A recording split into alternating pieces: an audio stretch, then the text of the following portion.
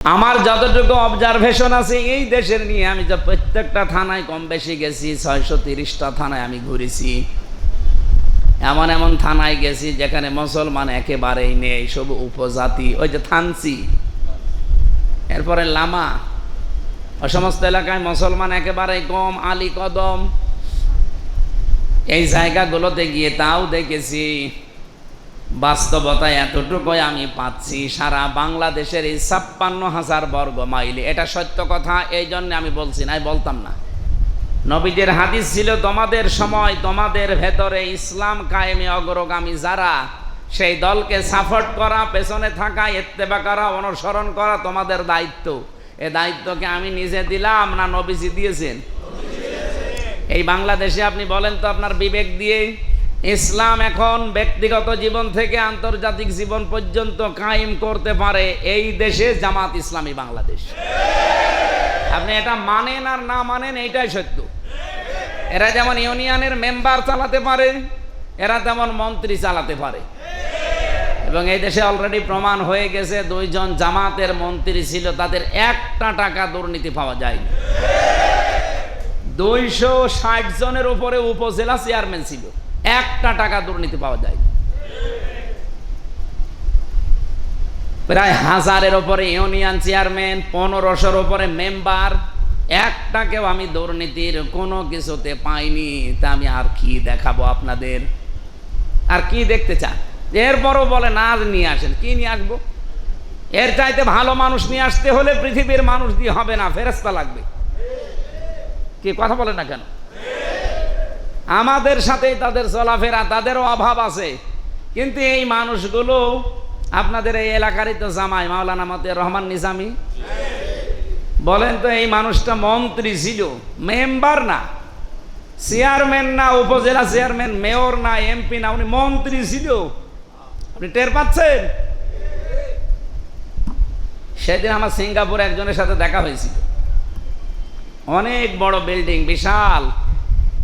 ওই বিল্ডিং থেকে আমরা নিচে নেমে দেখলাম 2 জন বসে বসে চা খাচ্ছে।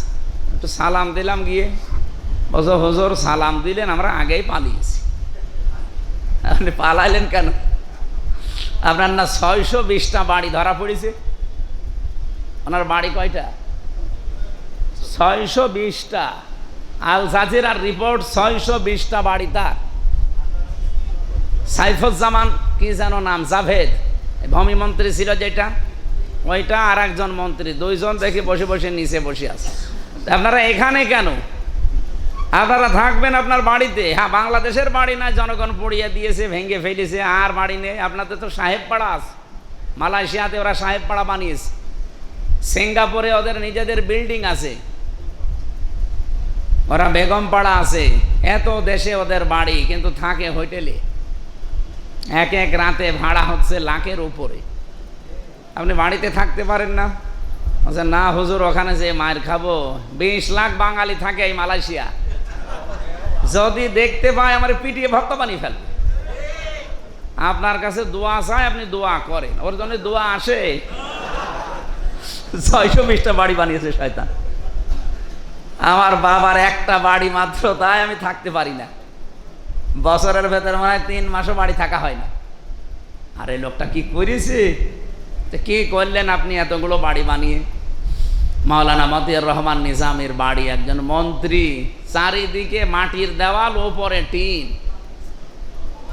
আমি হযরত ওমরের জিন্দেগি পড়েছি, দেখি নাই, কিন্তু এই মানুষগুলোর বাস্তবতা দেখলে আমার মনে হয় হযরত ওমরের প্রতিচ্ছবি। এর চাইতে আর বেশি দেখানোর আমার মনে হয় এখন পৃথিবীতে আর মানুষের দ্বারা সম্ভব না। এর চাইতে আর বেশি দেখানো সৌদি আরবও পারবে না, কারণ তারা বিলাসিতায় ডুবে গেছে।